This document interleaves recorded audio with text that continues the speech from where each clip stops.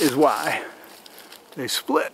And those are called preacher's arms because the tree is like hallelujah, and it raises both arms in happiness to have unlimited sunshine. Excuse me, I gotta hug another tree. I believe this tree is the exact same spot where I did a video last winter. Let's do it again.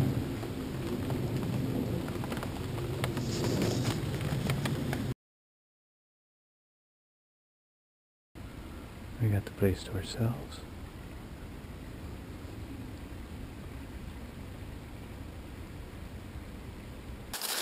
When I moved my camp, I went and found this massive white pine. I got out a rope, measured its circumference. It was 11.5 feet in circumference. Did the math with the pi, 3.14. The diameter was 44 inches. According to the charts for the live oak, or I'm sorry, for white pine. That tree is 220 years old, 11.5 feet in circumference at chest height. It was a seedling, a little seedling. Let's look at a seedling of white pine. Right here. It was a seedling in 1795. And it was less than 8 inches wide when they logged, which I think was about 1830, guessing from the other diameters. And this has been logged again and again. But this was part of the virgin forest, because in Pennsylvania, in this area, they didn't cut down all the good stuff until I think right before the Civil War. They were done. But then this was probably just bushlands because of the way everything grew up. You couldn't really graze here because of the poor soil. It's so rocky. A creek runs down there, and there is the white pine I speak of.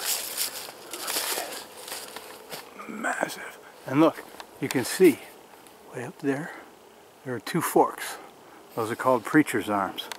When a tree is struggling, like all these are, they're fighting the fight for sunlight, and they're fighting it against their neighbors who would shade them. And if they get shaded, like this one here, they slowly die. Sometimes they get a reprieve when a big one like this will get blown over, and all of a sudden the canopy opens up and they can get sunlight all the time. And that is why they split. And those are called preacher's arms because the tree is like hallelujah, and it raises both arms in happiness to have unlimited sunshine, which this one does. In another video I was surmising that perhaps this scar is from lightning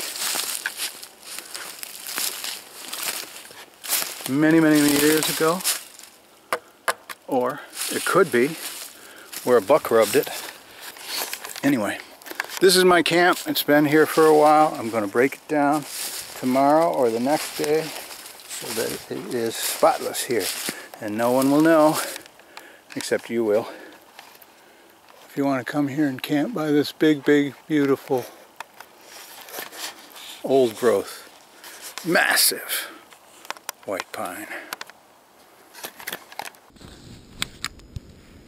go. Isn't that cool? Beautiful, beautiful snowfall. Look at this.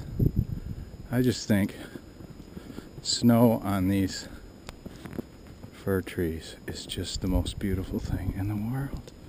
Alright, maybe I'm exaggerating, but it is beautiful. Oh, look at the beautiful pine cones.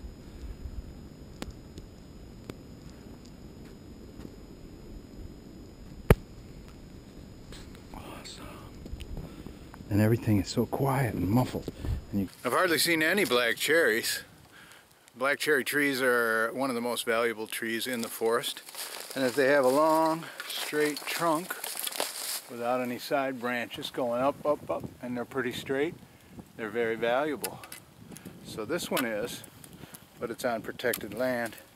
And a lot of tree species, when they get cut down, like this one was probably 120 years ago, they grow little shoots, and that's why you see 2 trunks. Sometimes you see 3, and sometimes even 4. It's pretty amazing. Black cherry has this very distinctive bark, but were a logger to have control of them, they would be coming down because they're worth a lot of money. This is what a beaver does. Each time it bites, chop, chop, chop. That's awesome. I'd hate to get bit by a beaver. Oh, what? But this is dangerous country, just because it's so rugged and rough. You gotta know what you're doing or how to get help. Look at that. As trees mature, they get even more interesting for all the things they've survived, all the storms they've weathered. I don't know how many, 100 years ago maybe, they built this church. Now it's abandoned, the land's for sale. But look at this. Magnificent. Beautiful, awesome. This must have been a sizable tree when they, like that size, when they built that. And now that's come and gone. The people, their lives, the happiness they had. And I'm sure they came out here on a hot day under the big beech tree. Look at this monster. Stella's being very patient.